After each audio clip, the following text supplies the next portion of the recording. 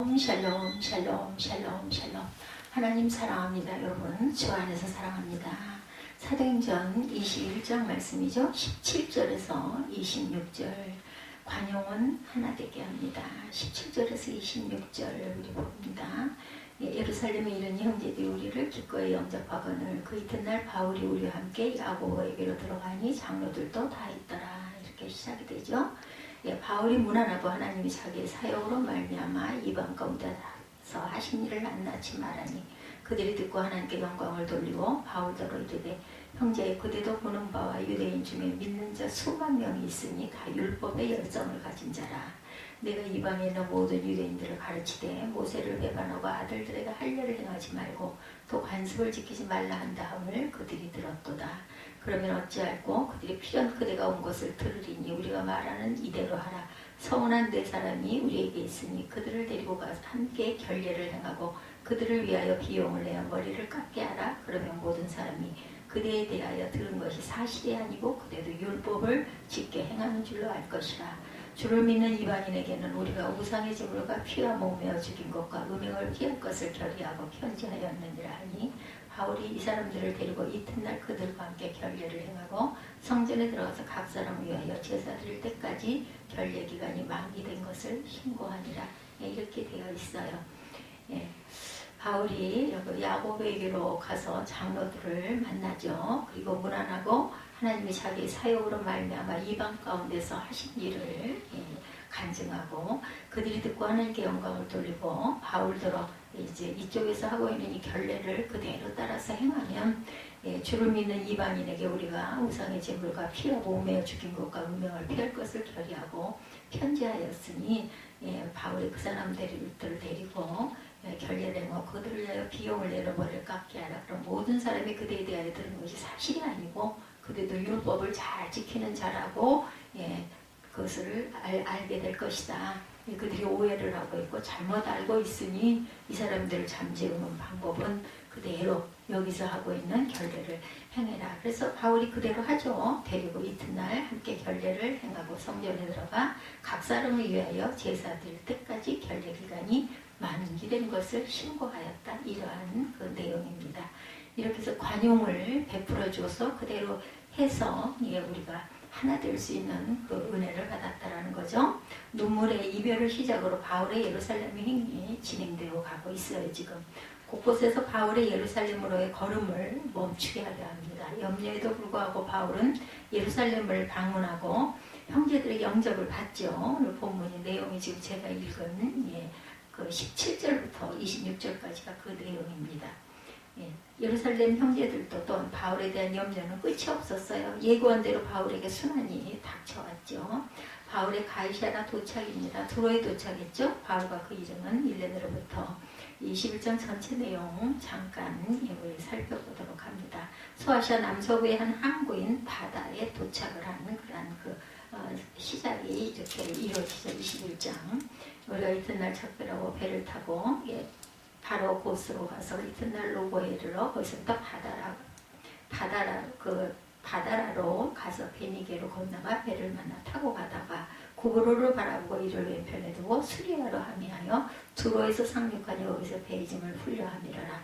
제자들을 찾아 거기서 이래를 머물더니 그 제자들이 성령의 감동으로 바울더러 예루살렘에 들어가지 말라 위험이 있다 기도하고 말리는 그런 내용입니다. 이 배는 제일 먼저 두로에서 정박했는데 베이짐을 내려야 했기 때문에 7일 동안 거기에 머물렀다. 이 때문에 바울 일행은 두로에 있는 그리스도인들과 교제를 나눌 기회를 얻게 됐겠죠. 일주일 동안. 이곳에 교회가 세워졌다는 확실한 증거는 없지만 스데반 죽음 이후에 유대로부터 흩어진 성도들의 복음 증거로 교회가 생겼을 것으로 짐작을 해볼 수 있습니다.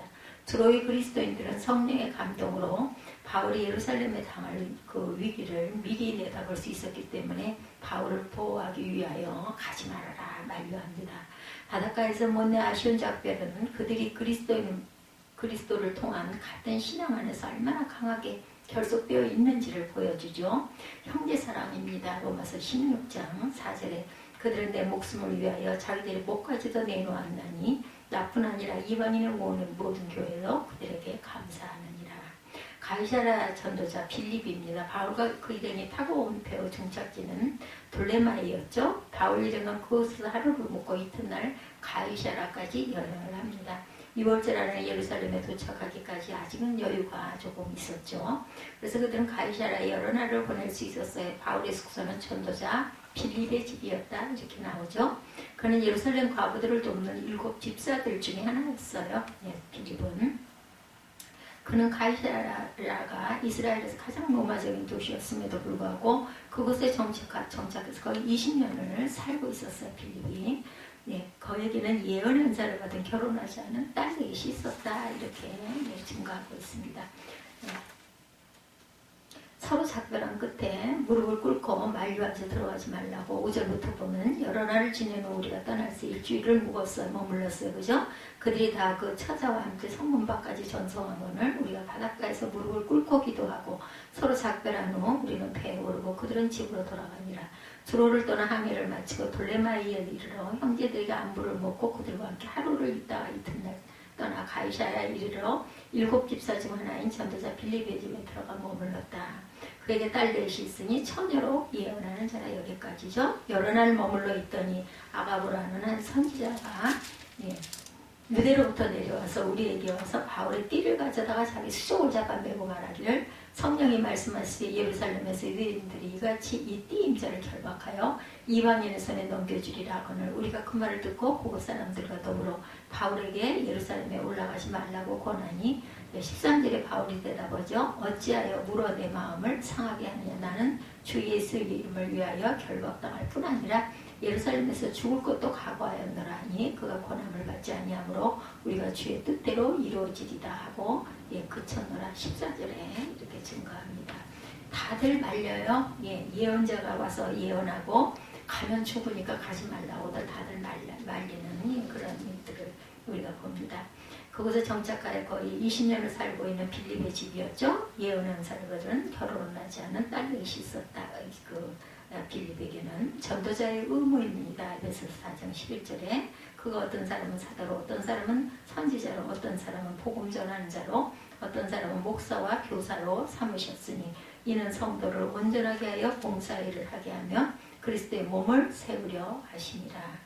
영적 은사입니다. 누가복음 11장 13절에 너희가 악할지라도 좋은 것을 자식에게 줄 줄 알거든 하물며 너희 하늘아버지께서 구하는 자에게 성령을 주시지 아니하겠느냐 하시니라. 예수와 바알세불이죠. 아가보의 예언 선지자 아가보는 예루살렘이 고향이었고 예루살렘에서 가이사랴로 내려왔음이 분명합니다. 그는 바울이 예루살렘에서 어떻게 묶일 것인지를 극적으로 설명하죠. 바울의 띠를 가져다가 자기 수족을 잡아매고 말하기를 성령의 말씀하시되 예루살렘에서 유대인들이 이같이 이 띠 임자를 결박하여 이방인의 손에 넘겨주리라 하거늘 우리가 그 말을 듣고 그 사람들과 더불어 바울에게 예루살렘으로 올라가지 말라고 권하니까 나는 그곳에서 죽을 것도 각오하고 있다 이렇게 얘기를 해서 어쩔 수가 없기 때문에 주의 뜻대로 이루어지리다 하고 그쳤다. 기도할 때는 우리가 항상 우리의 소원도 아뢰고 우리의 문제도 아뢰고 우리의 잘못 그 염려도 아뢰지만 끝에는 주님의 뜻대로 이루어지리다 하고 기도해야 되겠죠. 전도자의 의무입니다. 그가 어떤 사람은 사도로 어떤 사람은 선지자로 어떤 사람은 바울이 너희 하늘아버지께서 구하는 자에게 성령을 주시지 않겠느냐. 영적 은사 누가복음 11장 13절이죠. 너희가 악할지라도 좋은 것을 자식에게 줄 줄 알거든 하물며 너희 하늘아버지께서 구하는 자에게 성령을 주시지 않겠느냐. 전도자의 의무는 그가 어떤 사람은 사도로 어떤 사람은 선지자로 어떤 사람은 복음 전하는 자로 어떤 사람은 목사와 교사로 삼으셨다 이렇게 말씀합니다. 예수와 바알세불이죠. 아가보의 예언 저희가 읽은 것처럼 그럼 바울이 예루살렘에서 어떻게 묶일 것인지를 바울의 띠를 가져다가 아예 그 모습까지 흉내내면서 설명을 합니다. 바울의 띠를 사용한 자기의 손발을 묶으면서 바울이 결박당해 이방인의 손에 넘겨질 것을 예언합니다. 그 예언을 들은 사람들은 바울에게 예루살렘에 가지 말라 간청하죠. 그러나 바울은 주 예수의 이름을 위하여 죽을 것을 각오했다고 말하면서 예루살렘 행을 포기하지 않습니다. 내가 생명을 내놓겠다고 하는데 나는 할 말이 없는 거죠. 아가보에 대한 거 사도행전 11장 28절입니다. 그 중에 아가보라는 한 사람이 일어나 성령으로 말하되 천하의 큰 흉년이들이라 하더니 글라우디오 때에 그렇게 됩니다. 이 아가보는 아주 예언을 기가 막히게 하는 사람이었던 것 같아요. 바울의 자기 희생입니다. 고린도전서 8장 23절에 그러므로 만일 음식이 내 형제를 실족하게 한다면 나는 영원히 고기를 먹지 아니하여 내 형제를 실족하지 않게 하리라. 예루살렘 방문입니다. 형제들의 영접이죠. 바울은 가이사라에서 나손의 집에 머문 후 예루살렘으로 올라갑니다. 바울 일행은 예루살렘에 도착하여 기쁨의 영접을 받죠. 다음날 바울 일행은 야고보와 교회 장로들을 만나죠. 그들은 기쁨과 감사로 바울 일행을 영접합니다.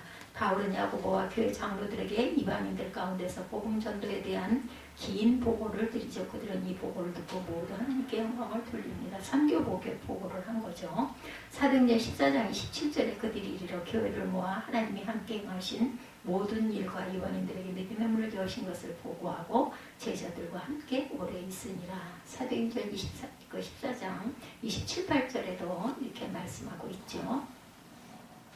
이렇게 죽을 것도 내가 각오했다고 하니까 이제는 주의 뜻대로 이루어지리다. 15절부터 보면 여러 날 후에 여장을 꾸려 예루살렘으로 올라갈새 가이사라의 몇 처제가 함께 가며 한 오랜 제자 구브로 사람 나손을 데리고 가니 이는 우리가 그의 집에 머물려 합니다. 예루살렘에 이른 형제들이 우리를 기꺼이 영접하거늘 그 이튿날 바울이 우리와 함께 야고보에게 들어가니 장로들도 있더라. 오늘 본문이기도 하죠. 바울이 문안하고 하나님이 자기의 사역을 말미암아 이방 가운데서 하신 일을 낱낱이 말하니 그들이 듣고 하나님께 영광을 돌리고 바울도 놀리되 형제여 그대도 보는 바 유대인 중에 믿는 자 수만 명이 있으니 다 율법의 열성을 가진 자라. 내가 이방에 있는 모든 유대인을 가르치되 모세를 배반하고 아들들에게 할례를 행하지 말고 관습을 지키지 말라 한다 함을 그들이 들었도다. 그러면 어찌할꼬 그들이 필연 그대가 온 것을 들으리니 우리가 말하는 이대로 하라. 서운한 네 사람이 우리에게 있으니 하고 그들과 함께 결례를 행하고 그들을 위하여 비용을 내어 머리를 깎게 하라. 그러면 모든 사람이 그대에 대해 들은 것이 사실이 아니고 그래도 율법을 지켜 행하는 줄 알 것이다. 그래서 바울이 그대로 한 내용이죠. 그것을 그대로 하고 이 사람들을 데리고 이튿날 그들과 함께 결례를 행하고 성전에 들어가서 각 사람 위하여 제사 드릴 때까지 결례 기간이 만기된 것을 신고했다. 26절까지의 내용이었어요. 예루살렘에서 폭동이 일어납니다. 바울의 순환이 다시 시작이 되죠. 이렇게 했음에도 불구하고 교회 지도자들이 권하는 것을 그대로 실천하기도 하고 바울은 다른 네 사람과 함께 서운하고 머리를 깎고 결례를 행했다. 26절이었죠. 결례의 기간은 7일이었습니다. 그런데 7일 되는 날 아시아에서 유대인들이 백성들을 자극해서 폭동이 일어나죠. 그 폭동은 바울이 이방인을 성전에 데리고 갔다는 거짓 비난에 의해서 일어났습니다. 오해로 비롯된 거죠. 그들의 비난은 전혀 근거가 없는 것이었죠. 유대인들이 에베소 사람 드로비모가 바울과 함께 성내에 있었던 것을 본 것 외에는 다른 근거가 없었어요. 순식간에 유대인들은 바울을 성전 밖으로 끌고 나가 죽일 기세로 달려들죠. 바울은 성남 군중들에게 맞아 죽게 될 상황이 때마침 출동한 로마군에 의해서 구출이 됩니다. 군인들은 바울을 유대인들에게서 빼앗아 어깨 높이 층계참에 데리고 가죠. 천부장은 바울을 3년 전에 반란을 일으켰던 애굽인이라 생각하고 결박하도록 명령합니다. 그런데 바울이 자신이 길리기아 다섯 사람임을 밝히고 군중에게 말할 수 있게 해달라고 요청하자 놀라지 않을 수 없었다. 이렇게 21절 말씀이 끝이 나죠.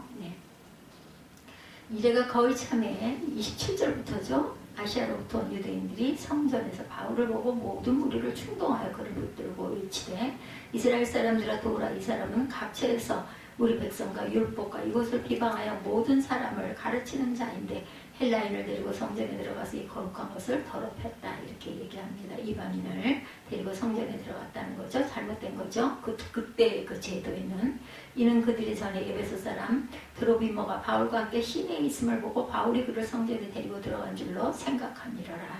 30절에 온 성이 소동하여 백성이 달려와 모여 바울을 잡아 성전 밖으로 끌고 나가니 문들이 닫히더라. 그들이 그를 죽이려 할 때 온 예루살렘에 소란하다는 소문이 군대의 천부장에게 들리며 들림에 그가 급히 군대들과 백부장을 거느리고 달려 내려가니 그들이 천부장과 군인들을 보고 바울 치기를 그치는지라. 이에 천부장이 가까이 가서 바울을 잡아 두세 사슬로 결박하라 명하고 그가 누구이며 그 무슨 일을 하였느냐 물으니 무리 가운데 어떤 이는 이런 말로 어떤 이는 저런 말로 소리치고는 천부장이 소동으로 말미암아 진상을 알 수 없어 그를 영내로 데려가라 명하니라. 바울이 층대 이를 때 무리의 폭행으로 말미암아 군사들에게 들려가니 이는 백성의 무리가 그를 없이하고자 미치며 따라가니라. 바울을 데리고 영내에 들어가야 할 때 그때 바울이 천부장에게 이르되 내가 당신에게 말할 수 있느냐 이르되 내가 헬라 말을 아느냐 그러면 내가 이전에 소유를 일으켜 자객 4,000명을 건드리고 광야로 가던 애굽인이 아니냐. 39절에 바울이 이르되 나는 유대인이라 소읍이 아닌 길리기아 다섯시의 시민이니 청컨대 백성에게 말하기를 허락하라 하니 40절에 천부장이 허락하거늘 바울이 층대 위에 서서 백성에게 손짓하여 매우 조용히 한 후에 히브리 말로 말하니라. 이렇게 21장이 끝이 나죠. 이 내용 전체입니다. 백성 앞에 선 바울이죠. 폭도가 아닌 것을 확인하자 천부장은 바울에게 군중에게 말할 수 있는 기회를 줍니다. 바울은 층계 위에 서서 백성들을 조용하게 한 후에 히브리 방언으로 말하기 시작합니다. 바울이 사용했던 히브리 방언은 당시 대부분 팔레스타인 유대인들이 모국어인 아람어였었죠. 예수님도 아람어를 사용하셨습니다. 바울이 자신을 변명하죠. 22장 1절에도 부용들아 내가 지금 여러분 앞에 변명하는 말을 들으라. 히브리 방언 요한복음 19장 13절에 빌라도가 이 말을 듣고 예수를 끌고 나가 돌을 깐 뜰 히브리 말로 가바다에 있는 재판석에 앉아있더라 이렇게 증거하고 있습니다. 바울은 선지자들의 예언과 형제들의 만류에도 불구하고 예루살렘으로 올라가죠. 기쁨도 잠깐 그런 유대인들로 인해 순환을 겪게 되죠. 바울의 순환을 통해서 우리는 예수님의 말씀을 기억합니다. 예수의 이름으로 끌려가고 핍박을 받으면 복이 있다는 것은 이유 없는 고난을 당할 때 신앙의 은혜를 되새겨 보는 지혜의 교훈인 것이죠. 네. 깨진 유리창이라는 이론이 있어요. 사회범죄 심리학에는 깨진 유리창 이론이라는 것이 있다고 합니다. 이 이론은 1982년 제임스 윌슨과 조지 켈링이 공동으로 라는 월간 잡지에 애틀란타입니다. 애틀란타 월간 잡지 이름은 발표한 이론인데 깨진 유리창처럼 사소한 것들을 방치해두면 나중에는 큰 범죄로 이루어진다는 이론입니다.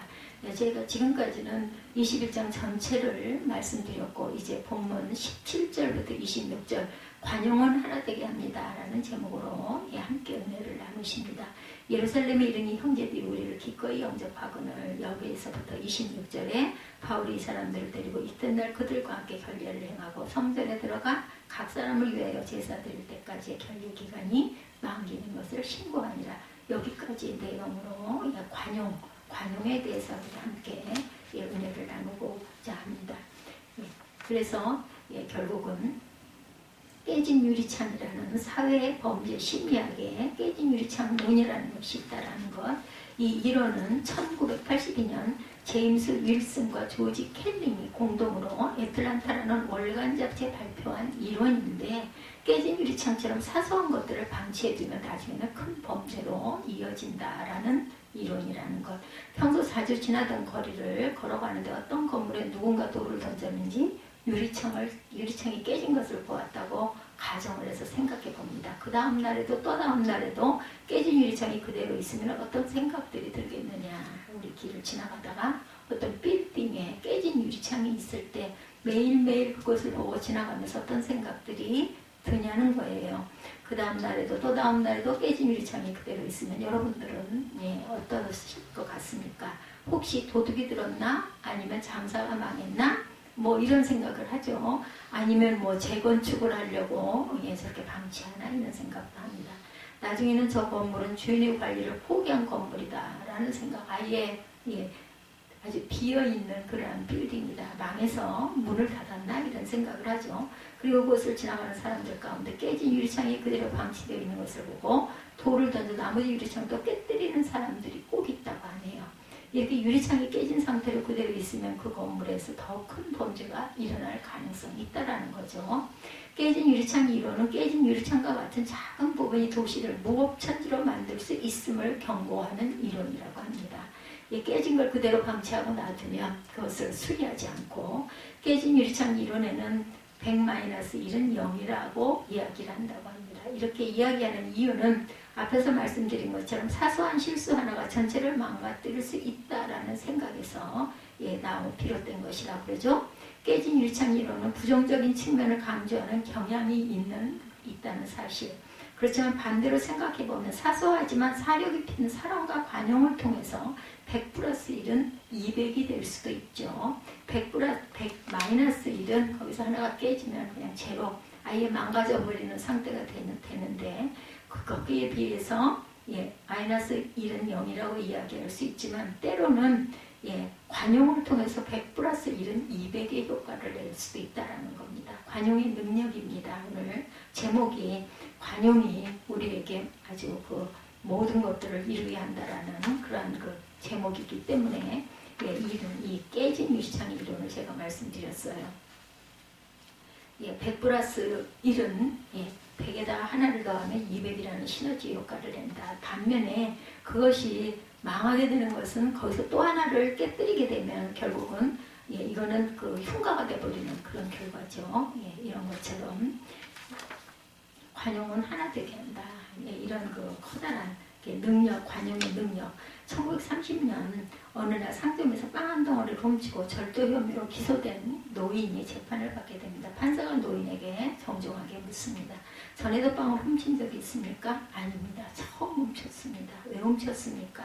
저는 선량한 시민으로 열심히 살았는데 나이가 많다는 이유로 일자리를 얻을 수가 없어서 사흘을 굶었습니다.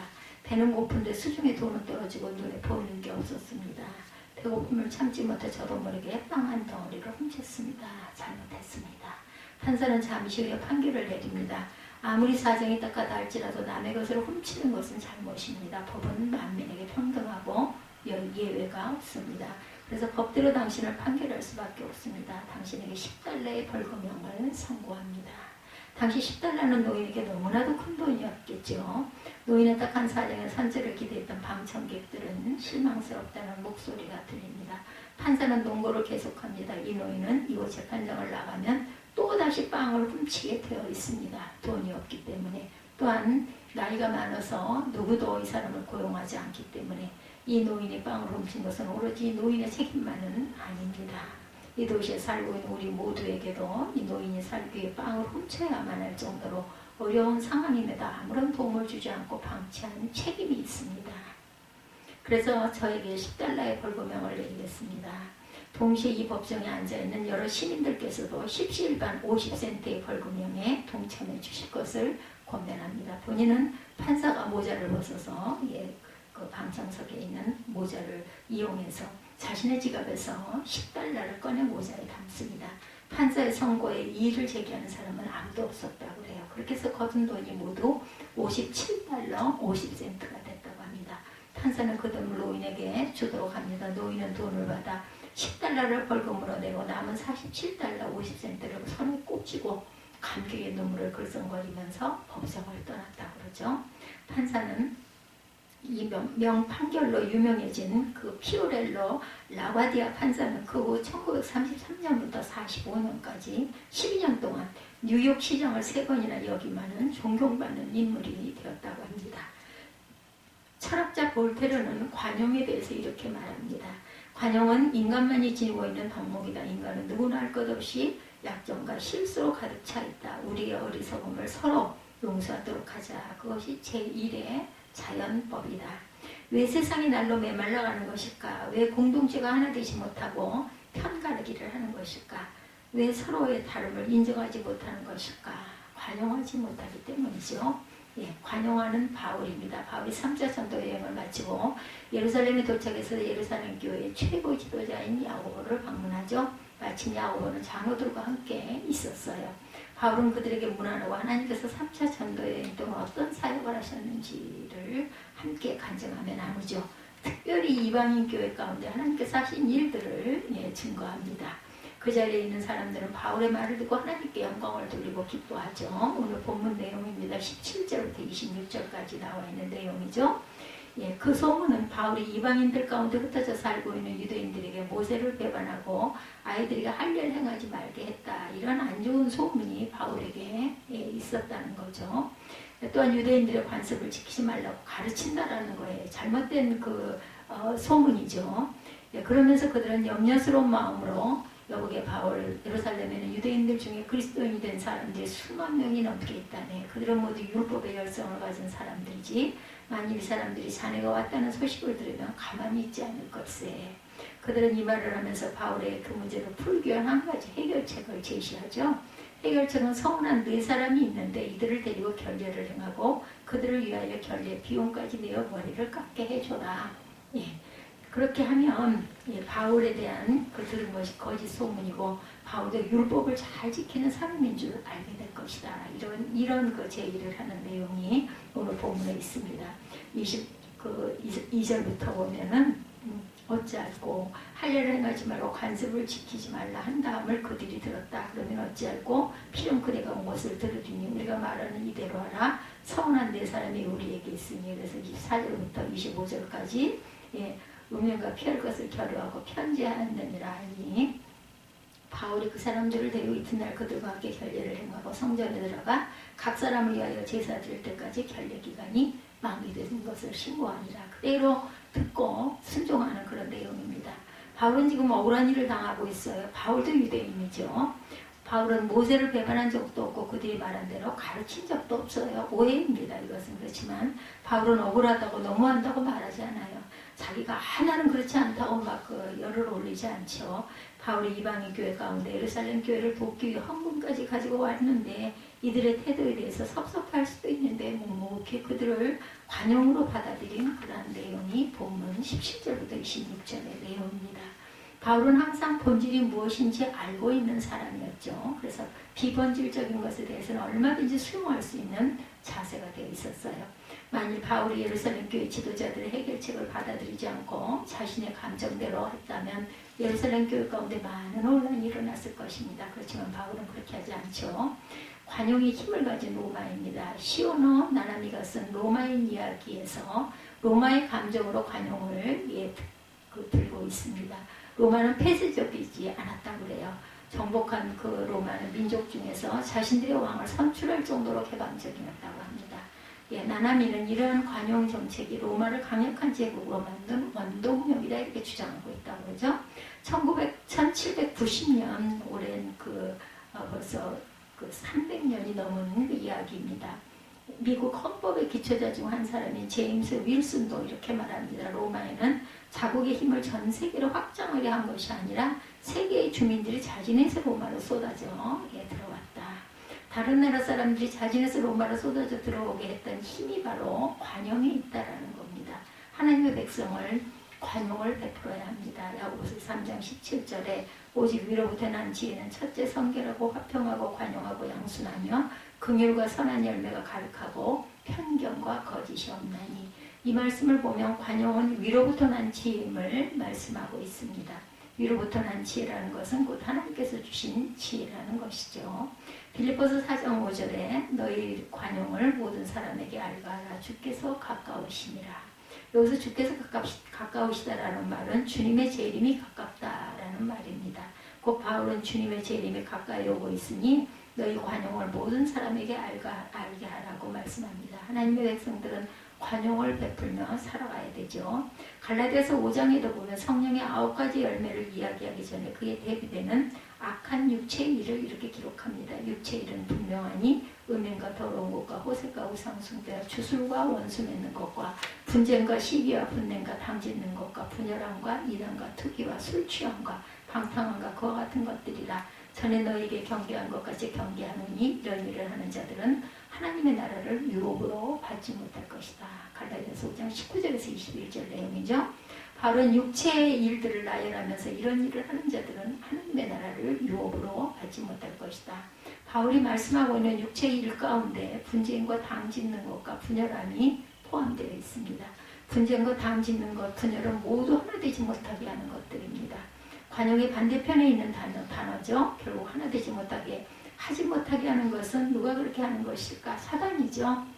우리는 이것을 영적으로 분별할 줄 알아야 되겠다. 관용이 필요한 시대입니다. 코로나19가 장기화돼서 이제는 위드 코로나가 대두되었어요.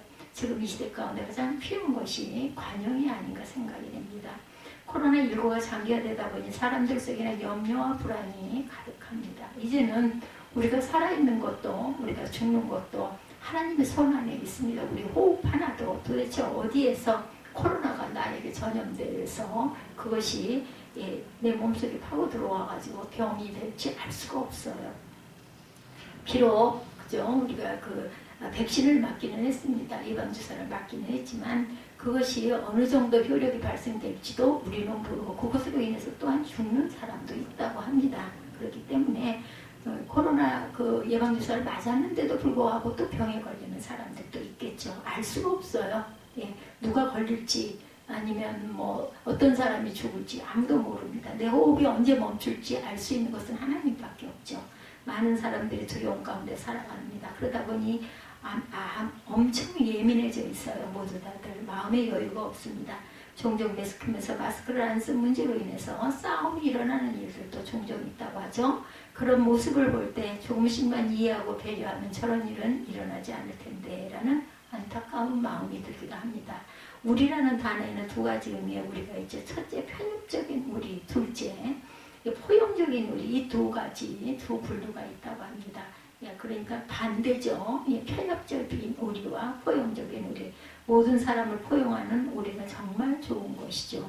그렇지만 지역감정이나 종교나 이념에 따라 편을 편협적인 우리는 위험합니다.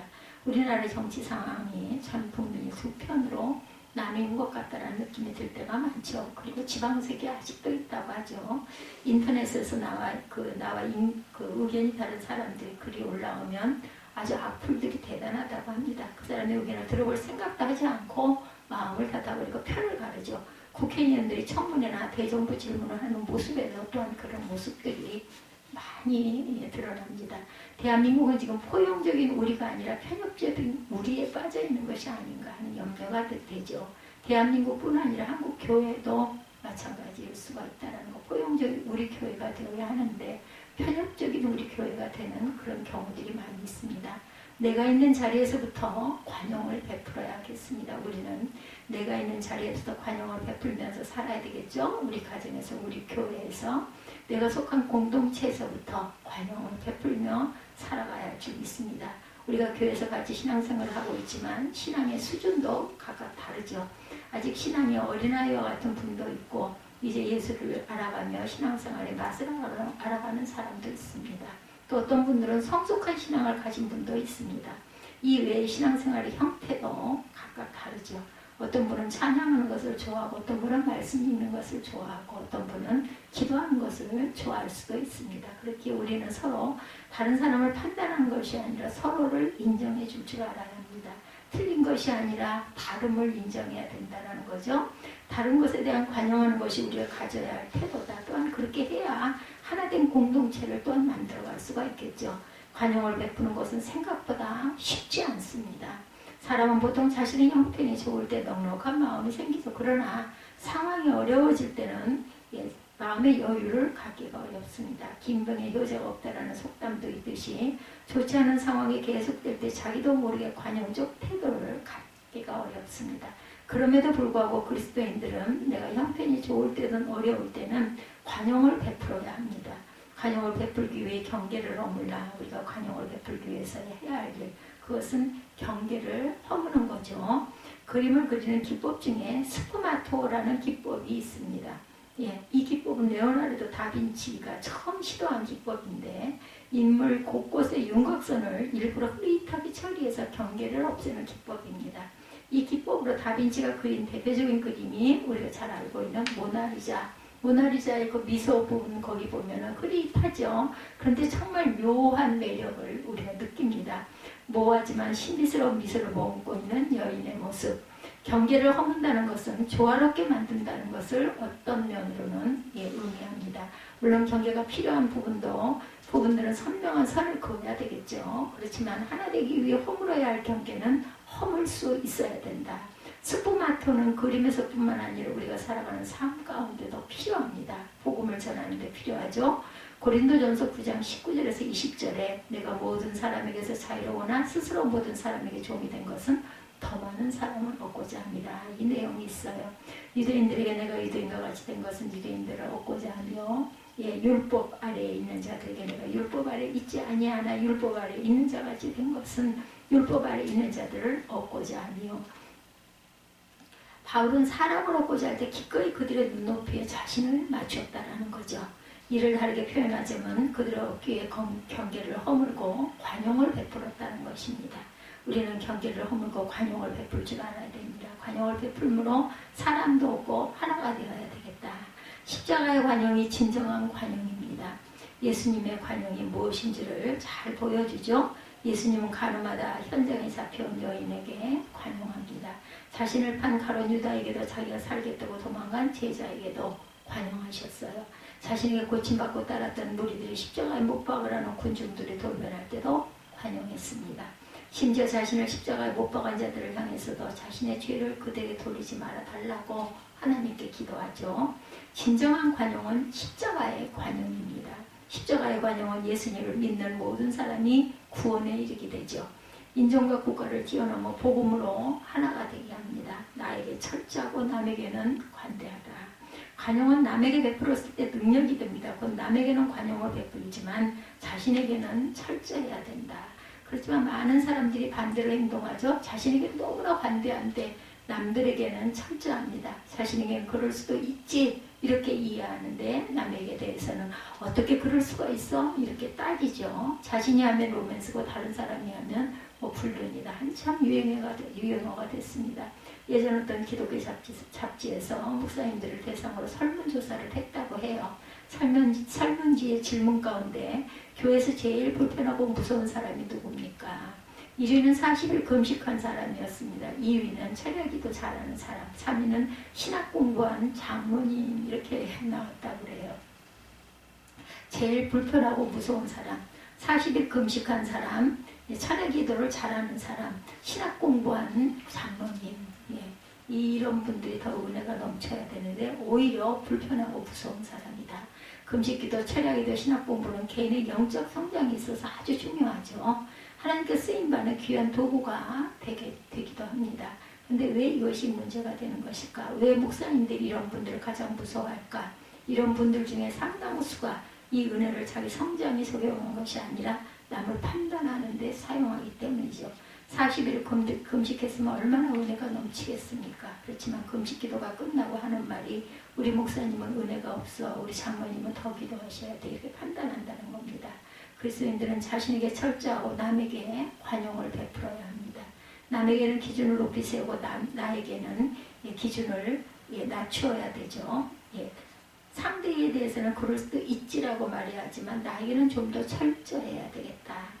이렇게 말씀드린 것은 자신을 존중하지 말라는 말씀이 아니고 자기 자신을 존중하고 인정해야 하지만 우리가 성장하기 위해서는 자기 자신에게는 철저해야 하고 어렵고 힘든 상황 가운데 살아가고 있는 사람들에게는 관용을 베풀 줄 알아야 되겠다. 조금 더 이해하고 배려할 때 그럴 때 하나가 될 수 있고 서로가 소통할 수가 있다는 거죠. 그러기 위해서 내가 가지고 있는 경계를 허물어야 되겠다. 그리고 남에게는 관용을 베풀어야 하지만 나의 성장과 발전을 위해서는 철저한 그런 하나님의 귀한 자녀들이 되시기를 주님의 이름으로 축복합니다.